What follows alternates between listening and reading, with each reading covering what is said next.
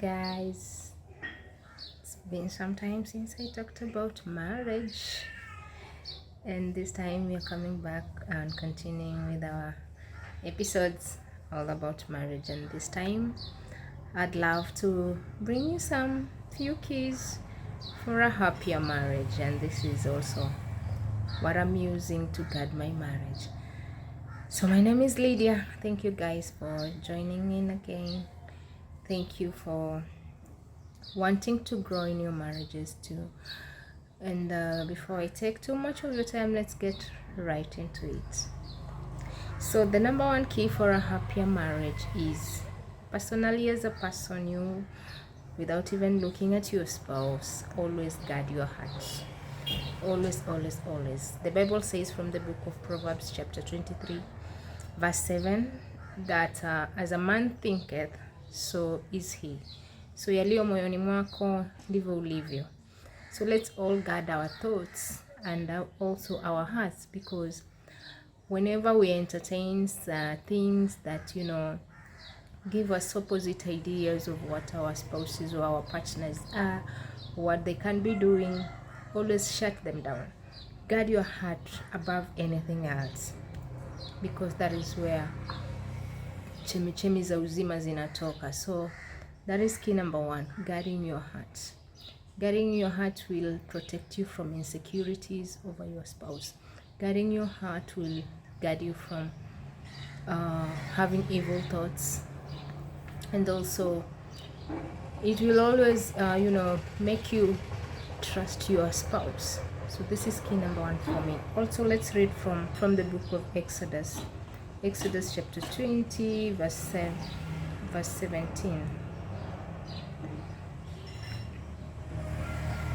It says, "Thou shalt not covet thy neighbor's house, thou shalt not covet thy neighbor's wife, nor his manservant, nor his maidservant, nor his ox, nor his ass, and nor anything that is thy neighbor's." Our hearts are very evil. Who can think about it? And you can even be in your marriage and then you covet someone's wife. This may be something that you had not planned, but when the eyes see and then they catch it and then they take it to the heart, when you start entertaining those thoughts, that is the beginning of the ruining of your marriage. So always guard your heart. Also, I want us to read from the book of Proverbs again, chapter 4. Proverbs 4 verse 23. It says, "Keep thy heart with all diligence, for out of it all are the issues of life." This is what I said before. Chemichemi za uzima zinatoka moyoni mwako. So guard it above all. Number 2, I am still trying to do this. Never go to bed angry with you. We never go to bed angry with your spouse, with one another. Never go to bed angry. The Bible says, you can't be angry the whole day, but don't let the sun set. So let's look at Ephesians chapter 4. This is it. It says, chapter 4 verse 26, "Be ye angry and sin not, let not the sun go down up your wrath." So it's okay to get angry, it's okay to be mad, but make sure you do not sleep with that anger, because you give the devil a foothold. I want also to read from 32. So it says, "And be ye kind one to another, tender-hearted, forgiving one another, even as God for Christ's sake has forgiven you." No matter what has been done by any of you, you just need to work it out and make sure you go to bed on a good note. Number 3, keep Christ as the center of your home. This is the greatest of them all. I wonder why I'm keeping it at number 3. But this, when you catch this one, the others will just fall into place. And for this, I'd love us to read from the book of Psalms. It says, keep Christ in the center of your home. And we are reading from Psalms chapter 127 verse 1. Psalm 127 verse 1. It says, except the Lord build the house, they labor in vain that build it. Except the Lord keep the city, the watchman worketh but in vain. This is huge. So if Christ is the center of your home, unless he is, then you guys will stand. But if he's not, you will definitely fall. So let's be careful to want Christ as the center of our homes. I'm telling you, this is the cornerstone of every other key. So when you have this in place, you're sure that your house is built up on the rock. Number 4, I told you I have 7 keys. So number 4, always pray together.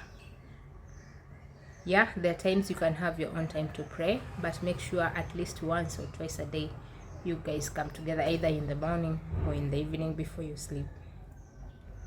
I always pray with my husband every morning. So make sure you pray for each other and also you pray with each other.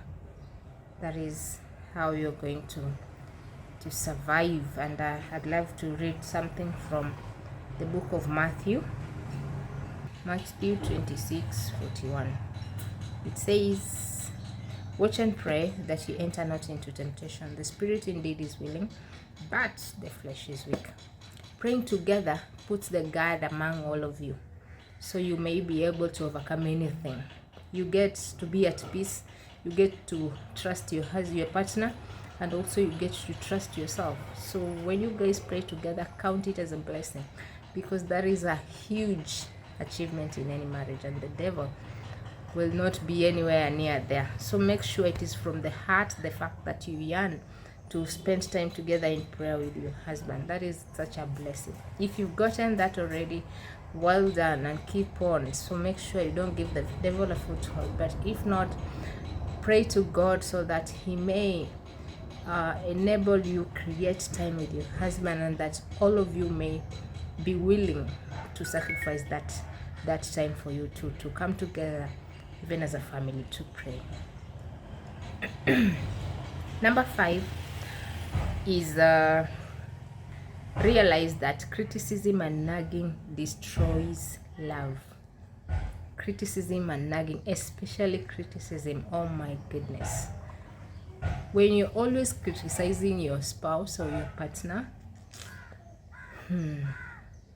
they will never trust you. They will never be secured in your presence. They will feel despised. They will feel low, weakened, everything. You completely kill them in the inside. So stop criticizing. Rather be encouraging, be blessing, be, making her realize that he's the best. And also nagging, wanting the same thing. When you said it once, if he had forgotten when you repeat it twice, you just reminded them. So leave it at that, and if it's God's will, then it will come to pass. But nagging your partner for the same thing over and over again, it kills love. It kills love. And I love how Proverbs is saying about nagging. Proverbs chapter 21 verse 19. It's so funny, but this is the truth. Some ladies are unbearable. Proverbs chapter 21 verse 19. It says, it is better to dwell in the wilderness than with a contentious and an angry woman. And also in another part it also says, it's better to stay at the top of the ceiling than to stay in a house with a very prating woman who keeps nagging. So if the Bible is even speaking about it, this is serious. So let's stop it, and let's sit down, communicate in a good way, making sure we understand each other, so that everything will be well in our marriage, so that we may have a happy marriage. I also love to read from the book of Colossians chapter 3 verse 19. Verse 19 says, husbands, love your wives and be not bitter against them. Be not bitter against them. Yeah, being bitter with your wife is like saying, it's like killing her already and she's there. So you'll just be there and you don't regard her as much. So that is a way of criticizing them. So let's love each other. And husband, we are directed to love your wives, and her wives, you're being told to submit to your husband. When this equation is well taken care of, trust me guys, nothing will defeat us. Number 6, determined to speak softly and kindly. Softly and kindly. And this I'm picking from the book of Proverbs, also the book of very many wisdom, chapter 15 verse 1, which also says a calm answer will always soften an angry heart. I'm just paraphrasing, of course, but we can also read that Proverbs 15, a soft answer turneth away wrath, but grievous words stir up anger. So even one of you is very angry and at the top, when you give them a soft answer, it will soften them up. Sometimes it's not easy, but always never return an insult with an insult. That makes things worse. So always consider a soft answer. That is much better of a remedy. And lastly, talk things over freely with one another. Freely. This ensures honesty, trust, belief. You have faith over your spouse. So speak over freely. Hide nothing from each other. And I'm also picking this from the book of Proverbs chapter 26 verse 12. Proverbs 26:12. It says, as a dog see thou a man wise in his own conceit, there is more hope of a fool than him. So keeping things away from your spouse, it's a sign of pride, and that you can handle everything on your own. But the Bible says you'd rather have hope in a fool than someone who is like that. So let's put everything on the table. Let us be best of friends in our marriages. We can hide nothing from each other, and that is what will make your marriage happy. But don't forget, the number 3 principle and key was having Christ in the center of your marriage. That is the number 1 secret of attracting all these other keys together. What I pray for in my life is that we have the best of marriages that will bring up generations who will fear God. Let our marriages be likened to Christ loving the church. This way we will stand firm, and one day when we stand before God, we will give an account of how our marriages